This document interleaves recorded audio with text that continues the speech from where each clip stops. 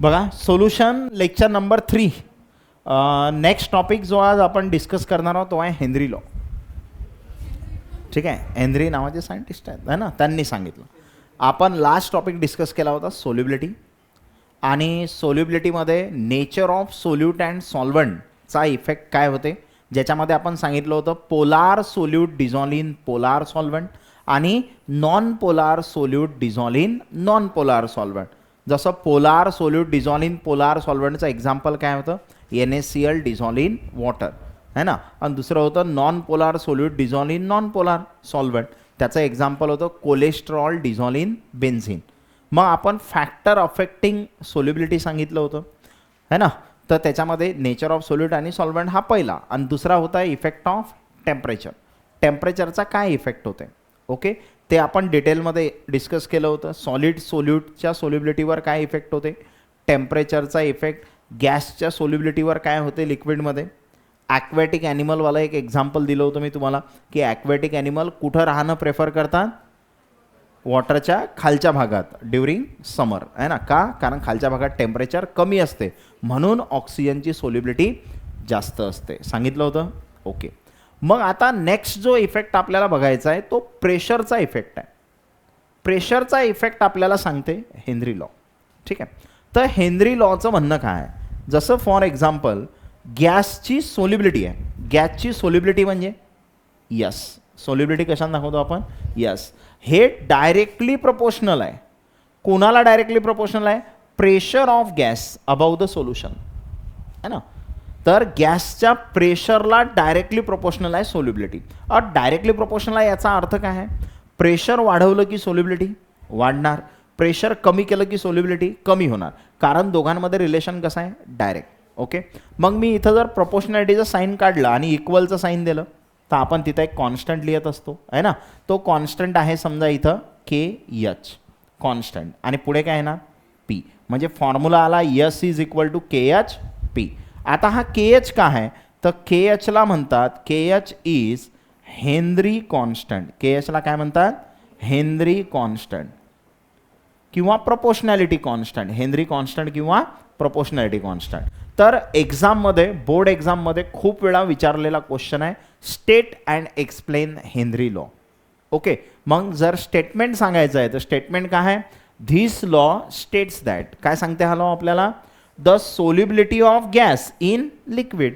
आपण काय सांगू राहिलो, गॅसची सोल्युबिलिटी सांगू राहिलो, कशामध्ये, लिक्विडमध्ये, is directly proportional to the pressure of gas above the solution.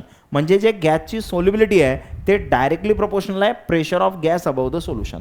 म्हणजे याचा अर्थ काय आहे, याचा अर्थ आहे जर प्रेशर वाढवलं तर सोल्युबिलिटी वाढते. सोल्युबिलिटी वाढते म्हणजे काय, त्याच्यामध्ये तुम्ही अजून सोल्यूट डिझॉल्व करू शकता असा त्याचा अर्थ आहे. आणि सोल्युबिलिटी कमी होते म्हणजे पहिले जेवढं सोल्यूट टाकेल होतं त्याच्यापेक्षा आता कमी सोल्यूट त्याच्यामध्ये बसते, त्याला म्हणतात सोल्युबिलिटी कमी होणं. सोल्युबिलिटी म्हणजे काय असते, काय सांगितलं होतं लास्ट क्लासमध्ये, की एखाद्या सॉल्व्हेंटमध्ये, गिवन अमाऊंट ऑफ सॉल्व्हेंटमध्ये तुम्ही जास्तीत जास्त किती सोल्यूट डिझॉल्व करू शकता, ते झाली सोल्युबिलिटी. जास्तीत जास्त किती डिझॉल्व करू शकता. मग प्रेशर वाढवलं तर सोल्युबिलिटी वाढते, म्हणजे तुम्ही अजून सोल्यूट त्याच्यात डिझॉल्व करू शकता ओके. तर सोल्युबिलिटी डायरेक्टली प्रोपोर्शनल आहे प्रेशरला, म्हणजे S directly proportional to P. तर स्टेटमेंट विचारतील 1 मार्कसाठी, स्टेटमेंट आपल्याला माहीत पाहिजे, this law states that solubility of gas in liquid, solubility of gas in liquid is directly proportional to the pressure of gas above the solution. माझ्या मागं म्हणायचं आहे, धिस लॉ स्टेट्स दॅट आहे ना, डायरेक्ट सोबत, this law states that the solubility of gas in liquid is directly proportional to the pressure of gas above the solution. परत एकदा, this law states that the solubility of gas in liquid is directly proportional to the pressure of gas above the solution. परत एकदा, this law states that the solubility of gas in a liquid is directly proportional to the pressure of gas above the solution. ठीक आहे, मग S directly proportional to P आहे, proportionality sign काढलं, इक्वलचं sine दिला, एक कॉन्स्टंट लिहिला KH, आणि फॉर्म्युला भेटला S is equal to KH/P. काय फॉर्म्युला आहे, S is equal to KH/P. आता S म्हणजे काय आहे, सोल्युबिलिटी. यस म्हणजे काय आहे? सोल्युबिलिटी. तर हे जे सोल्युबिलिटी आहे, या सोल्युबिलिटीला याचं जे युनिट आहे ते काय असते? सोल्युबिलिटीचं युनिट मोल लिटर इनवर्स, किंवा तुम्ही काय लिहू शकता? मोल डीएम टू द पॉवर -3. ठीक आहे, मोल लिटर इनवर्स किंवा मोल डीएम टू द पॉवर -3. आणि इथं जे प्रेशर घेणारा तुम्ही, ते प्रेशर कशामध्ये घेणारा? बारमध्ये. प्रेशर कशामध्ये घेणारा? बारमध्ये. ओके, प्रेशर बारमध्ये. जुन्या सिलेबसमध्ये म्हणजे 2021च्या आधी जुन्या पुस्तकात हे प्रेशर ATM मध्ये दिलेलं होतं. ठीक आहे, आता नवीन याच्यात बारमध्ये. म्हणजे कधी कधी MCQ मध्ये तुम्हाला ATM पण दिलेलं असेल, बार पण दिलेलं असेल. ठीक आहे, ATM असलं तर ATM, बार असलं तर बार. ठीक आहे, तर सोल्युबिलिटीचं युनिट मोल लिटर इनवर्स किंवा मोल डीएम टू द पॉवर -3 आणि प्रेशरचं युनिट बार. मग आता KHचं युनिट काय होईल सांगा बरं, किंवा याला पुढच्या पानावर घेतो मी. बघा फॉर्म्युला काय आहे आपला? S is equal to KHP. Okay, सोल्युबिलिटीचं युनिट काय आहे? मोल लिटरची पॉवर -1. इकडे KH. आणि प्रेशरचं युनिट काय आहे? बार. मग आता हा बार इकडे खाली शिफ्ट करा, काय होईल? मोल लिटर इनवर्स खाली बार, आणि इकडे काय राहिला? KH. म्हणजे KHचं युनिट काय झालं आता सांगा? बार वर गेला तर बार इनवर्स, बार वर गेला तर बार इनवर्स, म्हणजे काय होईल? मोल लिटर इनवर्स बार इनवर्स. ठीक आहे, तर KHचं युनिट काय झालं? मोल लिटर इनवर्स बार इनवर्स. कधी कधी डायरेक्ट एक्झाममध्ये क्वेश्चन विचारतात युनिटवरती, की बा KHचं युनिट काय, हेनरी कॉन्स्टंटचं युनिट काय, काय? मोल लिटर इनवर्स बार इनवर्स. ठीक आहे, मग आता कधी कधी या हेनरी कॉन्स्टंटची डेफिनेशन विचारतात तुम्हाला, किंवा हेनरी कॉन्स्टंट कशाला म्हणतात. तर आपल्याकडे फॉर्म्युला आहे. कोणता फॉर्म्युला आहे? S इज इक्वल टू, काय फॉर्म्युला आहे? S is equal to KHP. आता जर समजा तुम्ही प्रेशर 1 बार घेतलं, प्रेशर किती घेतलं? 1 बार, तर काय होईल रे?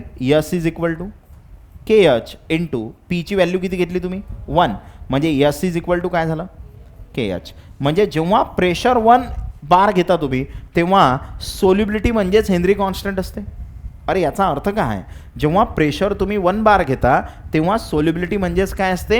Henry constant. म्हणजे याला डिफाईन कसं करणार आपण?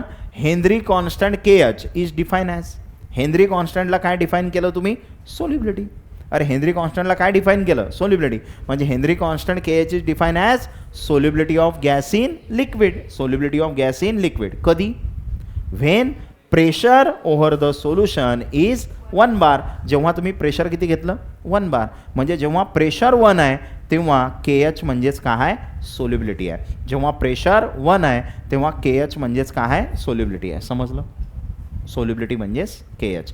तर KHची डेफिनेशन हेनरी कॉन्स्टंटची, Henry constant KH is define as solubility of gas in liquid when pressure over the solution is 1 bar.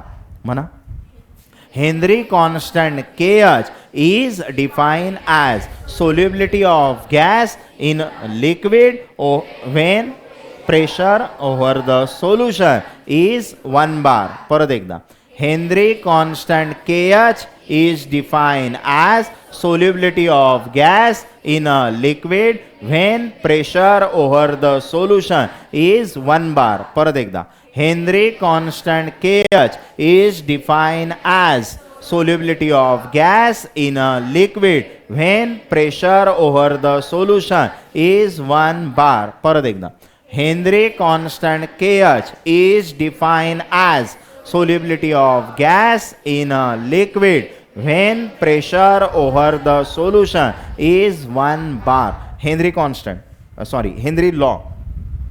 This law states that solubility of gas in a liquid is directly proportional to the pressure of the gas above the solution. परत एकदा, this law states that solubility of gas in a liquid is directly proportional to the pressure of the gas above the solution. ठीक आहे, तर हा तुम्हाला 2 मार्क्ससाठी question विचारतात Henry law म्हणून. ठीक आहे, स्टेट अँड एक्सप्लेन. ठीक आहे, तर एवढ्या गोष्टी तुम्हाला सांगायच्या आहेत. नंतर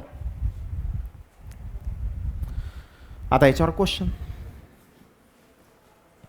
एकदम सिंपल क्वेश्चन आहे ना. काय म्हणत आहे? Calculate Henry law constant. म्हणजे काळा काय लागते? हेनरी लॉ कॉन्स्टंट म्हणजे कोण? के एच. हा आपल्याला कळा लागते. हेनरी लॉ कॉन्स्टंट कॅल्क्युलेट करा म्हटलं त्यानं. पुढे if solubility of gas in water at 25 degree Celsius is, काय दिली तुम्हाला? Solubility of gas in water. म्हणजे कशाची किंमत दिली? यस, सोल्युबिलिटी दिली ना, solubility of gas in water हे दिली तुम्हाला. And partial pressure of the gas is 0.75 बार, है ना. जे प्रेशर दिलं तुम्हाला ते किती दिलं? 0.75 बार अबव द सोल्युशन. आपल्याला हेच प्रेशर पाहिजे अबव द सोल्युशन, है ना. तर सोल्युशनवरती किती प्रेशर आहे? 0.75 बार. ओके. मग आता एकदम सिंपल क्वेश्चन आहे. के एच काढा लागते, यस माहीत आहे, पी माहीत आहे. तर आपला फॉर्म्युला काय आहे? S is equals to K H P. आता व्हॅल्यू पुट करा. यस किती आहे? 5.14 इंटू 10⁻⁻⁴. के एच काढा लागते. आणि प्रेशर किती आहे रे? 0.75. प्रेशर किती आहे? 0.75. बघा, जेव्हा आपण काही कॅल्क्युलेशन करत असतो तेव्हा काही बेसिक गोष्टी आपल्या लक्षात पाहिजे. मग कॅल्क्युलेशन सोपं कसं करता येईल आपल्याला? काय डोक्यात पाहिजे आपल्या? कॅल्क्युलेशन सोपं. आता 0.75 5.14 जर डिवाईड करतो म्हटलं तर टफ काम आहे. टफ काम आहे ना. हां, मग तुम्हाला काही गोष्टी माहीत पाहिजे. आता तुम्हाला ज्या गोष्टी माहीत पाहिजेत त्या काय ते लिहून देतो मी, पण सध्या सांगतो. 5.14 इंटू 10⁻⁻⁴. इकडे के एच 0.75 म्हणजे 3/4. हे तुम्हाला माहीत पाहिजे. 0.75ला काय लिहू शकतो आपण? 3/4. बरोबर आहे का? बरोबर आहे ना. हां, मग आता क्रॉस मल्टिप्लिकेशन करा. 5.14 इंटू 10⁻⁻⁴ इंटू 4 डिवाइड बाय 3. इकडे काय राहिला? के एच. तर के एच किती येणार? आता 4नं मल्टिप्लाय करता येते की नाही? सोपं झालं की नाही? आता 4 चूक 16, हातचा आला 1, 4 1 4 आणि 1 5 पॉईंट, है ना. आणि 4 5 20 आणि डिवाइड बाय 3 आणि 10⁻⁻⁴. मग आता 3नं डिवाइड करा. 3 7 18, मग नंतर पॉईंट 2 5, 3 8 24, 1 6, 3 5 15 आणि 10⁻⁻⁴. आणि युनिट काय असते याचं? मोल DM⁻³ बार इनवर्स किंवा लिटर इनवर्स ते असलं तर, है ना. तर कोणता आन्सर करेक्ट आहे? मग ऑप्शन एक आहे तुमचं करेक्ट. पा कॅल्क्युलेशन पहिले तुम्हाला लेंदी वाटलं असेल, है ना, की आता 0.75नं कसंच मल्टिप्लाय करायचं आहे ना. पण त्याला जर तुम्ही 3/4 लिहिलं तर उत्तर सोपं झालं. बरोबर ना. तर कॅल्क्युलेशन करायचं आहे तर 3नं याला डिवाइड करता येते, 4नं याला मल्टिप्लाय करता येते. हे सोपं आहे. समजला क्वेश्चन? एकदम simple. S is equal to K H P. मग आता काही गोष्टी मी तुम्हाला सांगितलं तुम्हाला माहीत पाहिजेत कॅल्क्युलेशन करता वेळेस. त्या कोणत्या? थोडं मॅथ माहीत पाहिजे तुम्हाला, आहे ना. थोडं मॅथ माहीत पाहिजे म्हणजे काय? जसं फॉर एक्झाम्पल मी सांगितलं बा 3/4 म्हणजे किती? 0.75, आहे ना. किती? 0.75. नंतर 2/3 0.66. 2/3 काय असते? 0.66. 1/2 0.5. 1/2 किती? 0.5. 1/3 0.33. 0.33ला काय लिहायचं? 1/3. नंतर 1/4 0.25. 0.25. नंतर 1/5 1/5 0.20. किती असते 1/5? 0.20. ओके. अरे समजून आलं का? तर ह्या बेसिक गोष्टी आहेत ज्याच्यामुळे तुमचे कॅल्क्युलेशन सोपे होतील. 0.75 दिसलं त्याला 3/4 लिहून टाकायचं. 0.66 दिसलं तर 2/3. 0.5 दिसलं तर 1/2. 0.33 दिसलं तर 1/3. 0.25 दिसलं तर 1/4. 0.20 दिसलं तर 1/6, आहे ना. म्हणजे कॅल्क्युलेशन तुमचे सोपे होतील अशानं. आता याच्यासोबतच तुम्हाला काही लॉगच्या व्हॅल्यू माहीत पाहिजेत म्हणजे तुमचे कॅल्क्युलेशन सोपे होतील. कारण प्रत्येक वेळेस लॉग टेबल घेऊन कॅल्क्युलेशन करत बसण्याची गरज नाही जर काही लॉगच्या व्हॅल्यू तुम्ही लर्न केल्या. जसं की आहेत का काही लॉगच्या व्हॅल्यू पाठ? जसं फॉर एक्झाम्पल मी लिहिलं log 0, log 1, log 2, log 3, नंतर log 4, log 5. ठीक आहे. नंतर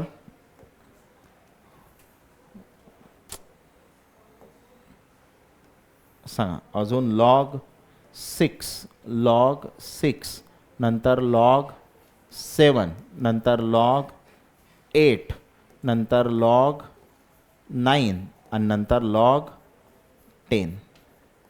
सांगा माहिती आहेत का? लॉग 0 किती असते?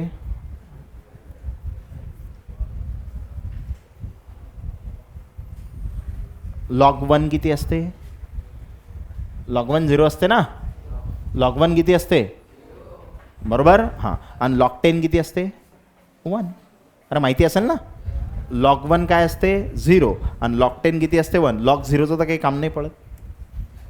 ठीक आहे. बघा लॉग 1 किती आहे? 0 आणि लॉग 10 किती आहे? 1. मग मला सांगा बाकीच्या व्हॅल्यू 0 आणि 1च्या मधात असतील की नाही?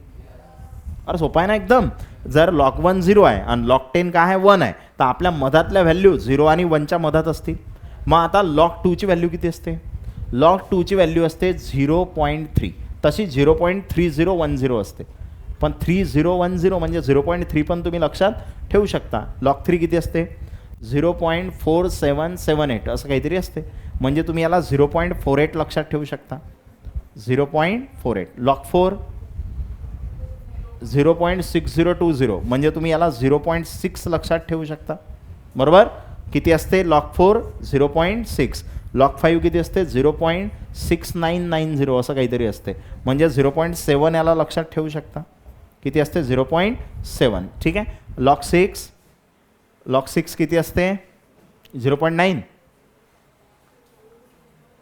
की 0.8. लॉग 2 प्लस लॉग 3 होईल ते आहे ना.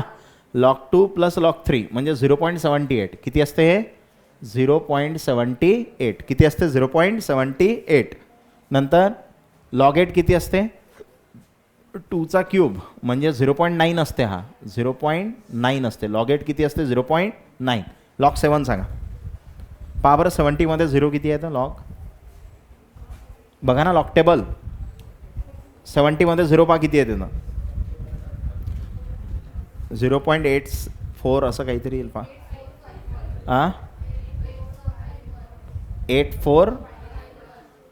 8451 म्हणजे 0.84 समजा. किती आहे ते? 0.84. ठीक आहे. लॉग 9 पहा.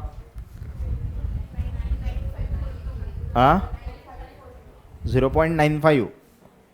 0.95. ठीक आहे. तर ह्या व्हॅल्यू लर्न करा म्हणजे कॅल्क्युलेशन सोपे होतील तुमचे आहे ना. जसं log 1 0, log 2 0.3, log 3 0.48, log 4 0.6, log 5 0.7, log 6 0.78, log 7 0.84, log 8 0.9, log 9 0.95, log 10 1, log 10 1. ठीक आहे. ह्या लक्षात ठेवा. त्यानंतर 1-2 रूटवाल्या व्हॅल्यू लक्षात ठेवा.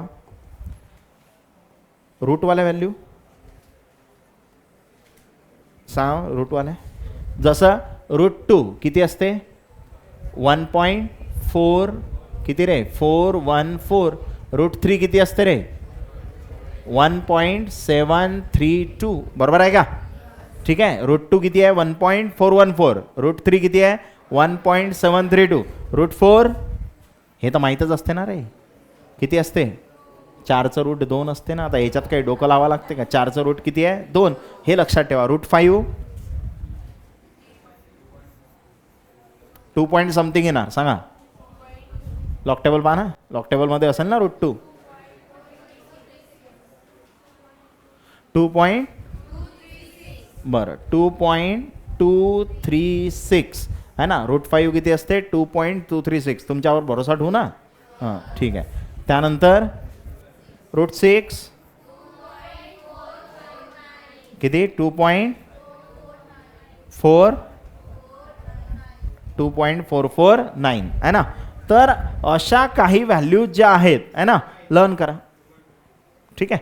तर तसं सहसा तुम्हाला √2 आणि √3चं काम पडते. सहसा कोणाचं काम पडते? √2 आणि √3. √2 1.414, √3 1.732, एक √5 लक्षात ठेवा 2.236. ओके. अजून सांगा बरं कॅल्क्युलेशन सोपं करायसाठी काही माहीत पाहिजे का?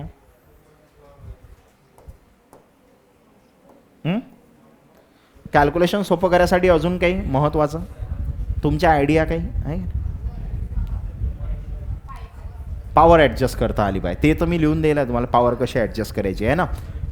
तर पॉवर शिफ्टिंग तुम्हाला जमली पाहिजे, पॉईंट शिफ्टिंग जमली पाहिजे आहे ना. पॉवर शिफ्टिंग, पॉईंट शिफ्टिंग ते जर जमली तर कॅल्क्युलेशन सोपं होते आहे ना. आणि खाली किती झिरो आहेत तेवढे वर पॉईंट शिफ्ट करायचे. म्हणजे कसं, समजा असं आहे 732 आहे ना आणि खाली आहे 100. काय करसाल, उत्तर किती होईल?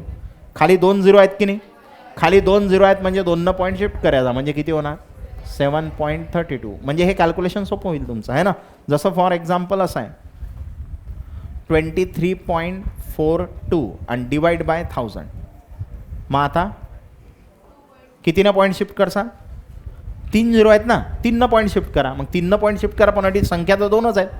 मग एक झिरो घ्यायचा आणि 3 पॉईंट शिफ्ट करायचा म्हणजे उत्तर काय आहे 0.02342 आहे ना. म्हणजे असे कॅल्क्युलेशन तुमचे सोपे होतील. आणि एकदा जर कॅल्क्युलेशन करणं तुम्हाला जमलं तर क्वेश्चन इझिली सॉल्व्ह होतात. कारण क्वेश्चनमध्ये कॅल्क्युलेशनच टफ असतात, बाकी सगळं सोपीच असते. फॉर्म्युला लावला की उत्तर येते. केमिस्ट्रीमध्ये कॉम्प्लिकेटेड क्वेश्चन्स येत नाहीत, न्यूमरिकल्स येत नाहीत. फिजिक्समध्ये खूप कॉम्प्लिकेशन आहेत आहे ना. केमिस्ट्रीमध्ये एकदम सिम्पल क्वेश्चन असतात. फॉर्म्युला माहीत असला की उत्तर येऊन जाते आहे ना. जेवढे फॉर्म्युले आहेत तेवढे व्यवस्थित जर लर्न असले तर उत्तर इझिली येते. जास्त म्हणजे काय म्हणतात त्याला इमॅजिनेशनची काही गरज नसते केमिस्ट्रीच्या क्वेश्चन सॉल्व्ह करायसाठी. ठीक आहे. तर फॉर्म्युले लर्न करा आणि कॅल्क्युलेशन कसे सोपे होतील याच्यावर लक्ष द्या. ठीक आहे. नंतर अजून एक गोष्ट लक्षात, खाली जर कधी रूट आलं कॅल्क्युलेशन करता वेळेस, खाली जर रूट आलं तर मग कॅल्क्युलेशन करणं टफ होईल. मग अशा वेळेस काय करसा, समजा असं आहे 5 डिवाइड बाय √2. मग आता हे कॅल्क्युलेशन भारी जाईल की नाही. मग हे भारी जाईल म्हणून काय करायचं, 5 डिवाइड बाय √2 होतं. खाली √2 आहे म्हणून वर √2 आणि खाली √2 मल्टिप्लाय करायचं.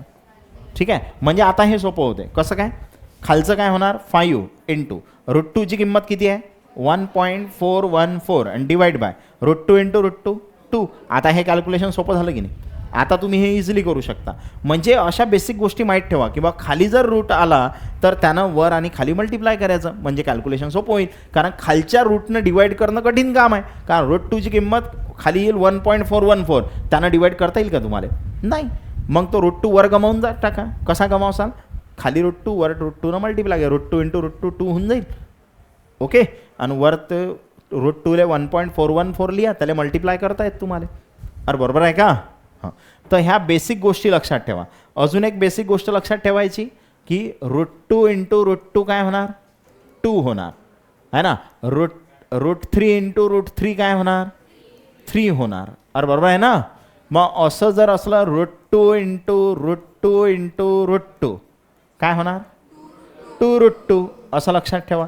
नंतर √3 इंटू √3 इंटू √3 काय होणार 3√3 आहे ना. अशा बेसिक गोष्टी लक्षात ठेवा म्हणजे कॅल्क्युलेशन सोपे होतील. सांगितलं जे समजलं काय, एकदम सोपं आहे. नेक्स्ट क्वेश्चन बघा. आता काय म्हणा, एकदम सिंपल आहे.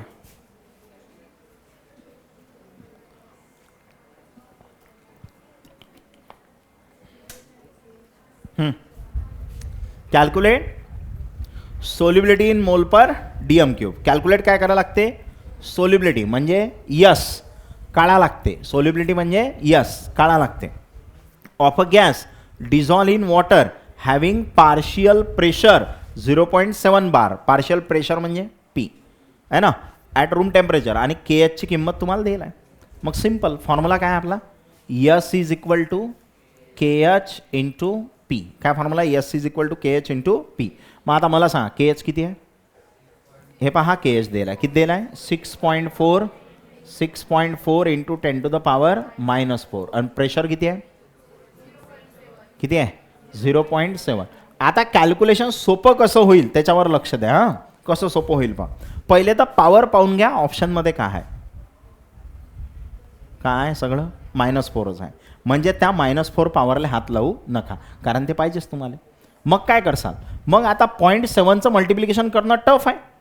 मग 0.7ला 7 करता येते कसं, 0.1नं राईटला शिफ्ट करा. मग हा जर 0.1नं राईटला शिफ्ट केला तर दुसरा लेफ्टला शिफ्ट करा, म्हणजे नो इफेक्ट. मॅथचा इफेक्ट नल झाला पाहिजे ना, 0 झाला पाहिजे ना. तर एक राईटला शिफ्ट केला, दुसरा लेफ्टला शिफ्ट करा, म्हणजे किती होईल 0.1 64 into 10 to the power -4 into काय होईल 7. समजलं. कॅल्क्युलेशन सोपं व्हायसाठी. आता 7 मल्टिप्लाय करा. 7 चोक 28, हातच्याले 2, 7 सकम 42 आणि 2 44 पॉईंट, हातच्याले 4, 7 शून्य 0 4 4 आणि 10 टू द पावर -4 आणि सोल्युबिलिटीचं युनिट मोल डीएम टू द पावर -3. झालं सोल्युबिलिटी. 4.48 आहे. ऑप्शन बी करेक्ट आहे. हे बोर्ड एक्झाममध्ये जर क्वेश्चन आला हा तर एका मार्कासाठी येते. आन्सर इन 1 सेंटेन्स जे असतात तुमचे आहे ना, त्याच्यामध्ये एका मार्काला हेनरी लॉचा क्वेश्चन विचारतात, कारण सोपं आहे ते न्यूमरिकल. तर S is equal to KH P. Okay. फक्त मी हे शिकून कासाठी राहिलो की तुम्हाला पॉईंट शिफ्टिंग आली पाहिजे व कॅल्क्युलेशन सोपं कसं होईल याच्यावर लक्ष द्या. नेक्स्ट. आता हा क्वेश्चन माझ्या आवडीचा क्वेश्चन आहे.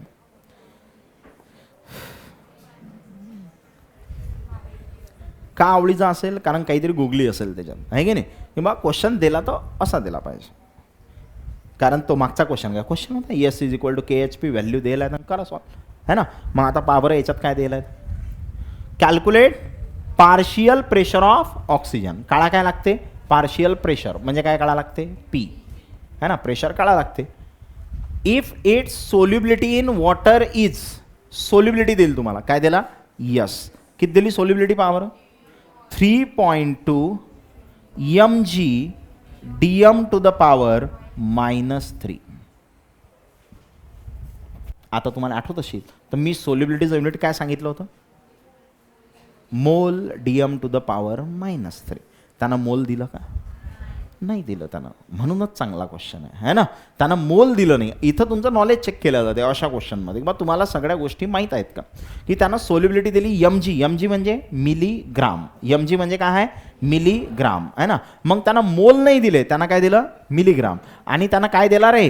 ऑक्सिजन. मग ऑक्सिजन जो असते, ऑक्सिजनचा फॉर्म्युला रे, ऑक्सिजनचा फॉर्म्युला O2 आणि O2चं मोलार मास रे 2 वेळा ऑक्सिजन. ऑक्सिजनचा किती असते? ॲटॉमिक मास 16, तो 2 वेळा आहे म्हणजे 16 दुनी 32 काय होणार? ग्राम पर मोल. तर तुम्हाला ऑक्सिजन दिलाय म्हणजे O2 दिलाय आणि O2चा मोलार मास किती असते? 32 ग्राम पर मोल. मग त्याचं काम काय आहे तुम्हाला इथं? तर पहिले तर हा मिलीग्राम आहे, याला ग्राम करा. काय होईल मग? 3.2 मिली म्हणजे 10 टू द पावर -3. मिली म्हणजे 10 to the power -3. Gram DM to the power -3. Okay. समजलं का? मिलीग्रामला काय केलं? पहिले ग्राम केलं. आता मला सोल्युबिलिटी पाहिजे मोल पर डीएम क्यूबमध्ये. कशामध्ये पाहिजे? मोल पर डीएम क्यूब. मग सोल्युबिलिटी पाहिजे मला कशामध्ये?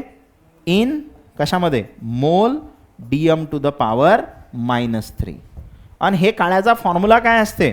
Solubility in gram DM to the power -3 upon molar mass. Upon काय असते? Molar mass. सर तुम्ही तर हा फॉर्म्युला सांगितला नाही आहे ना, डायरेक्ट क्वेश्चन घेतला. मोलार मास डिवाइडला का टाकायचं? कारण मोलार मास जर डिवाइडला टाकलं तर युनिट काय होईल सांगा बरं? मोलार मासचं युनिट काय असते? ग्राम पर मोल. तर हा ग्राम ग्राम कॅन्सल होईल आणि मोल कुठे जाईल? वर. बरोबर मोल पर डीएम क्यूब येते. ओके. तर हे काही फॉर्म्युला नाही आहे, हे आपलं ऑब्झर्वेशन आहे की ग्राम पर डीएम क्यूबला मोल पर डीएम क्यूबमध्ये कन्वर्ट करायचं असेल तर कशानं डिवाइड करायचं? मोलार मासनं. म्हणजे सोल्युबिलिटी किती होणार आता? किती आहे ग्राम पर डीएम क्यूबमध्ये? 3.2 10 टू द पावर -3 आणि मोलार मास किती आहे रे? 32. आता तुमचं डोकं चाललं पाहिजे की बा हे सॉल्व कसं करणार? सांगा बरं कसं सॉल्व करसाल?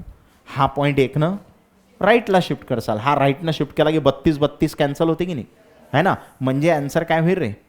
सोल्युबिलिटी होणार 32 10 to the power -4 divide by 32. कारण पॉईंट कुठं शिफ्ट केला? राईटला. पॉईंट राईटला शिफ्ट केला तर निगेटिव्ह पॉवर -3 ची -4. समजलं? आणि जर लेफ्टला शिफ्ट केला असता तर -2 झाली असती.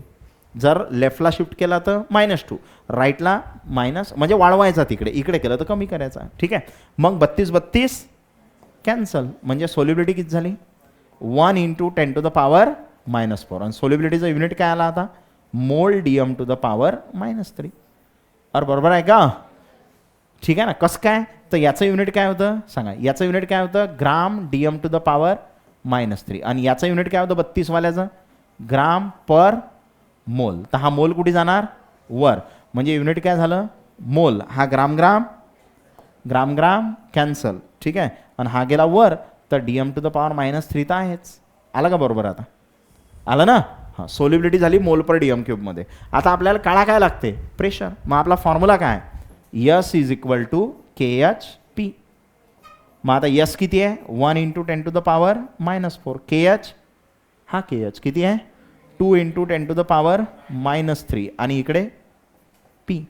मग आता काय करसाल आपल्याला P काढा लागते, हा इकडे शिफ्ट करा 1 × 10 to the power -4 divide by 2 × 10 to the power -3 आणि इकडे काय राहिला P. आता पुढे सांगा रे आन्सर पहा. आता पॉवर पहिले हे करून टाकाय बा 1/2 आहे. थोड्या वेळापूर्वीच सांगितलं 1/2 म्हणजे प्रेशर काय होईल 0.5 इंटू हा -3 आहे -4 आहे. -3 काय होणार कॅन्सल, काय राहणार 10 टू द पॉवर -1 आणि पॉवर मायनस असली तर पॉईंट कुठं जाते, पॉवर मायनस असली तर पॉईंट लेफ्टला. ठीक आहे, पॉवर मायनस असली तर पॉईंट लेफ्टला, म्हणजे प्रेशर किती झालं 0.05 कशामध्ये बार 0.05 बार. आहे का ऑप्शन, ऑप्शन सी करेक्ट आहे. समजलं. हां ATM आहे. ठीक आहे, तर इथं बघा त्यानं ATM दिला आहे ना. हेनरी कॉन्स्टंटमध्ये काय दिलं त्यानं ATM. मग इथं बी काय घेसाल तुम्ही ATM. मी सांगितलं होतं ना आधीच ATM बी देऊ शकतात बार बी देऊ शकतात. ठीक आहे, तर 0.05 ATM. ओके हां, एकदम सिंपल. फक्त कॅल्क्युलेशन पहा. सोल्युबिलिटी मोल पर DM क्यूबमध्ये पाहिजे. क्वेश्चनमध्ये मिलीग्राम आहे. पहिले मिलीग्रामला काय करा ग्राम करा आणि मग मोल पर DM क्यूबमध्ये सोल्युबिलिटी पाहिजे असेल तर ग्राम पर DM क्यूबला कितीनं डिवाइड करायचं मोलार मासनं. मोलार मास किती आहे ऑक्सिजनचा फॉर्म्युला O2 आणि ते किती आहे 32. मग त्यानं डिवाइड करा, फायनली तुम्हाला सोल्युबिलिटी भेटली, मग तुम्ही प्रेशर काढलं. ठीक आहे,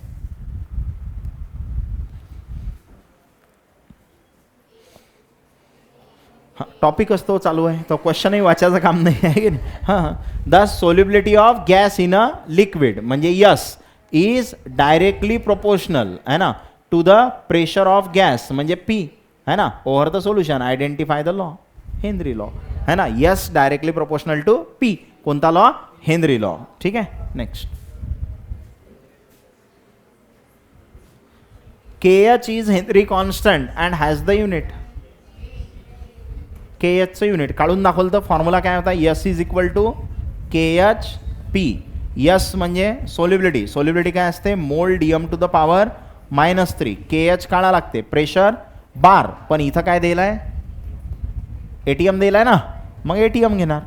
ATM दिलं आहे तर ATM घेणार बरोबर. मग काय होईल मोल DM टू द पॉवर -3 खाली काय येणार ATM आणि इकडे काय राहिला KH आणि ATM वर गेला तर काय होईल KH आता मोल DM टू द पॉवर -3 आणि ATM वर गेला तर ATM इनवर्स है ना. म्हणजे कोणतं उत्तर आहे mole DM to the power -3 ATM inverse म्हणजे बी आन्सर तुमचं करेक्ट आहे. ओके, एकदम सिंपल क्वेश्चन आहे.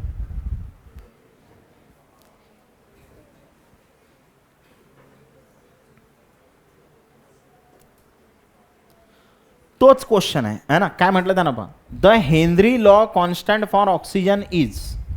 हा हेनरी लॉ कॉन्स्टंट आहे म्हणजे कशाची व्हॅल्यू दिला आहे KH. हेनरी लॉ कॉन्स्टंट म्हणजे KH बरोबर. KH दिला.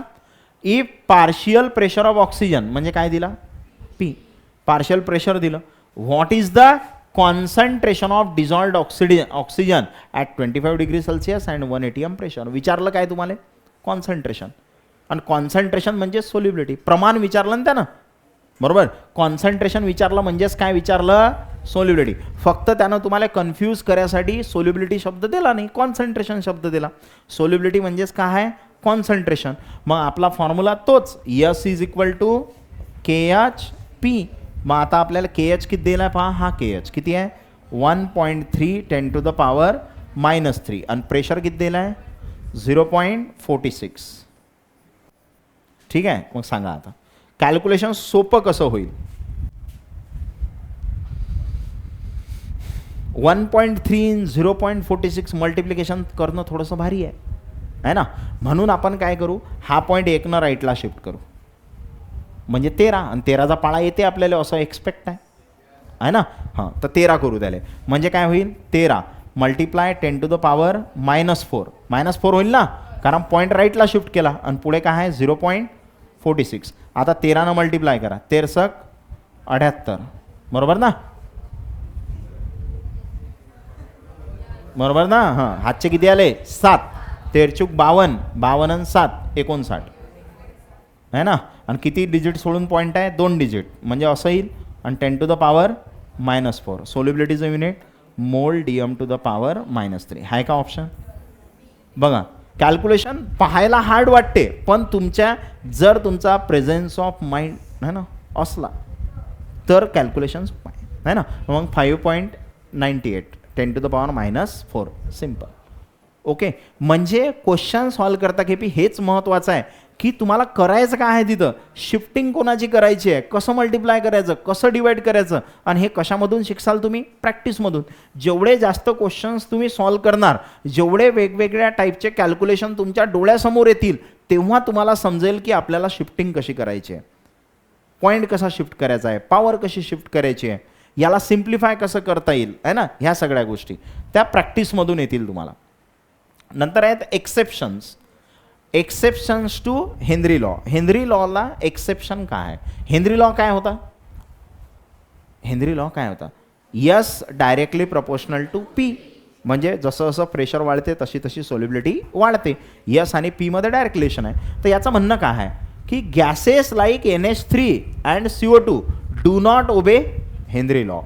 मग हे माहीत पाहिजे आपल्याला कोणते गॅसेस हेनरी लॉ ओबे करत नाहीत, कोण कोण नाही करत, NH3 नाही करत आणि CO2 नाही करत. आणि रिझन काय आहे, the reason it that these gases react with water, कारण हे गॅसेस पाण्यासोबत रिॲक्शन करतात. जसं बघा, हा NH3 आहे, पाण्यासोबत रिॲक्शन केली, काय होईल बघा, रिॲक्शन कशी आहे पहा, हा NH3 ओके, आणि पुढे पाणी आहे, पाण्याला मी असं लिहू शकतो HOH आहे ना.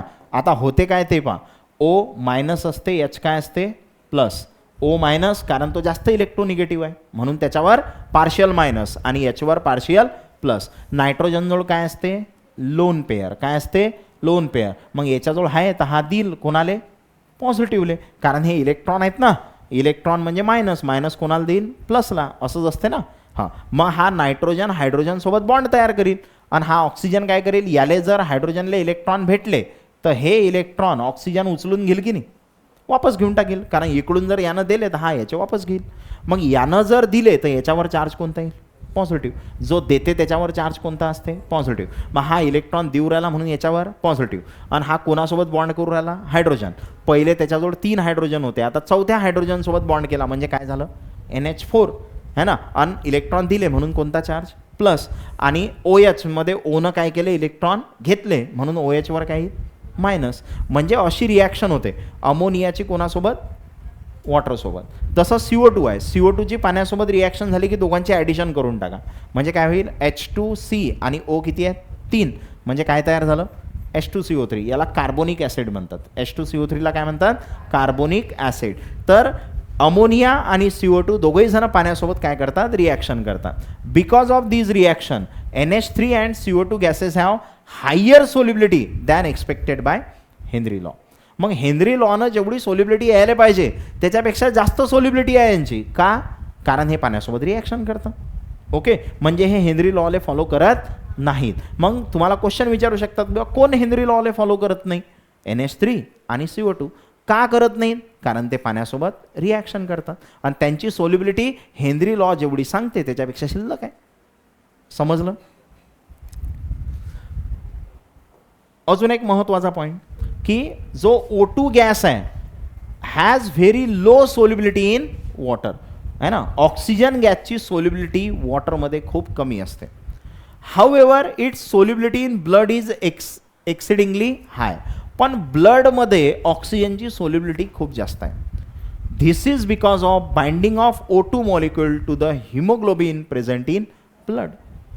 ठीक आहे, ब्लडमध्ये हिमोग्लोबिन असते ठीक आहे. आणि या हिमोग्लोबिन सोबत हा जो ऑक्सिजन आहे हा ऑक्सी हिमोग्लोबिन तयार करते. बायोलॉजीमध्ये शिकसाल तुम्ही, है ना. तर हा HB म्हणजे कोण आहे, हिमोग्लोबिन. तो ऑक्सिजन सोबत रिॲक्शन करते आणि काय तयार करते, HbO2/4. काय तयार करते, HbO2/4. म्हणजे O2 4 वेळा पाहिजे म्हणून 4 मल्टिप्लाय केलं, है ना. तर O2 गॅसची सोल्युबिलिटी कशी आहे, पाण्यामध्ये खूप कमी आहे, वॉटरमध्ये सोल्युबिलिटी ऑक्सिजनची कमी आहे, पण ब्लडमध्ये जास्त आहे. का, कारण तो हिमोग्लोबिन सोबत रिॲक्शन करून काय तयार करते, HbO2/4. कधी कधी क्वेश्चनमध्ये हे विचारू शकतात की हिमोग्लोबिन सोबत ऑक्सिजन खालीलपैकी कोणतं कंपाऊंड बनवते, कोणतं बनवते, HbO2/4. ठीक आहे. तर ऑक्सिजन गॅसची सोल्युबिलिटी पाण्यामध्ये खूप कमी आहे पण ब्लडमध्ये आहे. तो काय करते, खूप जास्त सोल्युबिलिटी आहे ब्लडमध्ये, कारण तो O2 मॉलिक्यूल हिमोग्लोबिनसोबत बाइंड होते. कशामध्ये, ब्लडमध्ये. आणि काय तयार करते, ऑक्सी हिमोग्लोबिन म्हणतात त्याला. ठीक आहे. तर तो तयार करते. समजलं. तर इथं आपला हेनरी लॉचा टॉपिक संपला. ओके. बाकी नेक्स्ट क्लासमध्ये घेऊ.